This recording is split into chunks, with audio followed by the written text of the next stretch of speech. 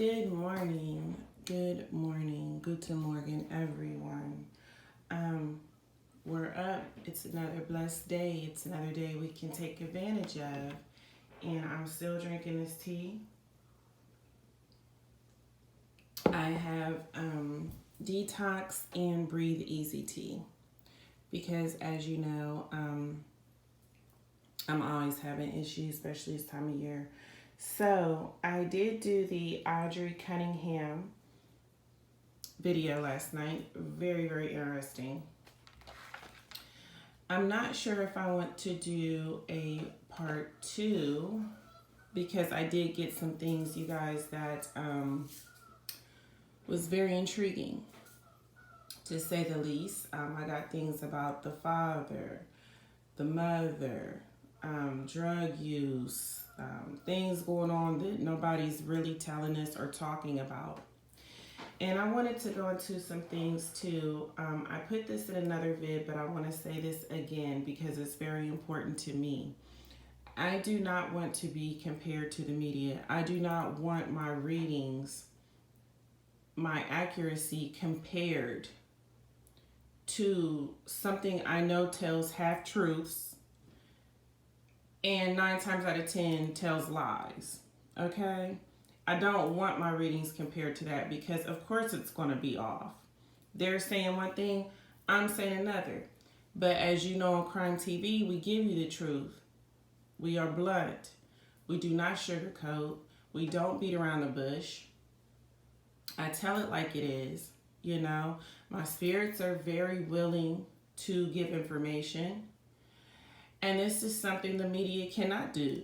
They are not connecting with spirits. They are not connecting with victims. They are not connecting with the perpetrator's energy. So there are things they don't even know that we're going to know. All right? That makes me very agitated. And I've said it a million times that I do not want my readings compared to what the media is talking about at all. I also do not like being compared to other readers. It's unfair to me. And I feel like they would feel the same, just like musicians don't like to be compared to each other. You know, it's just one of those things that I just want to be myself. You know, I want to be an individual. I want to be respected as an individual for my art and my craft. I don't want to be compared. Because I got a lot of people saying, well, so-and-so said and you said, and so that makes sense because both of y'all are saying, no, don't do that. Base my accuracy on my accuracy. Base my gift upon my gift. It's not cool to do that. It's really not. I'm not living to do readings to match up with so-and-so. I'm not living to do readings to match up with the media. This is not what I'm doing. Right?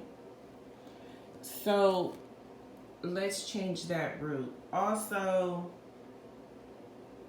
I did get some new things about Dwayne Williams. Now, there's someone by, and I hope I don't murder his name, Chet Dillinger. I believe that's how you say it. If I'm mispronouncing it, I don't know what to say. I do it all the time, but I do believe he was getting very close. But I feel like there were some things he could not say. Out of safety reasons, out of his position, keeping his position, his job, his livelihood, how he gets paid. I feel there were things he just could not say that he knew, had knowledge of. I also get that he might have been threatened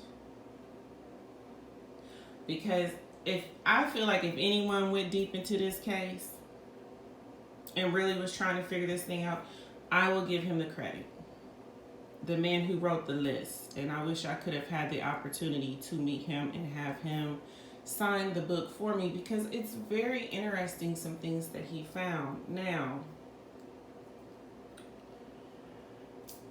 yes, these were children, but I need y'all to understand this was Atlanta, Georgia. You know, these kids was into stuff that'll make your head shake, okay?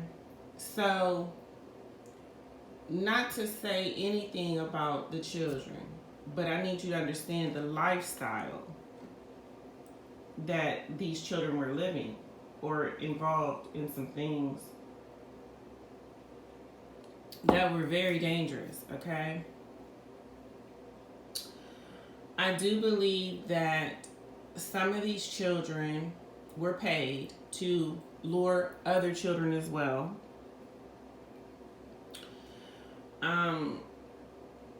I probably won't mention names because it's going to stir a whole thing with the families, but this also happened, you guys. I feel like some of these kids actually did do some favors for Wayne Williams, this, that, and the third, okay? Because one thing about Wayne Williams is he's not going to have people around that aren't doing something for him. He's a narcissist, okay? So he's going to have people around that actually benefit him in some type of way. Now, to think that these kids were pulling in other kids is crazy, right? But it is a fact. And I'm going to go with the man who wrote the list on that particular thing. Now, it's hard to really think that that happened, I'm sure. But I believe so. In some of the cases, some of the instances, I believe so. Okay? Because you have to keep in mind, a lot of these kids did live near each other. They played together. They knew each other. So that really makes sense. All right? Now, back to Audrey Cunningham. I just don't understand. In a million galaxy light years, how this man was able to be alone with Audrey, let alone care for her or babysit her.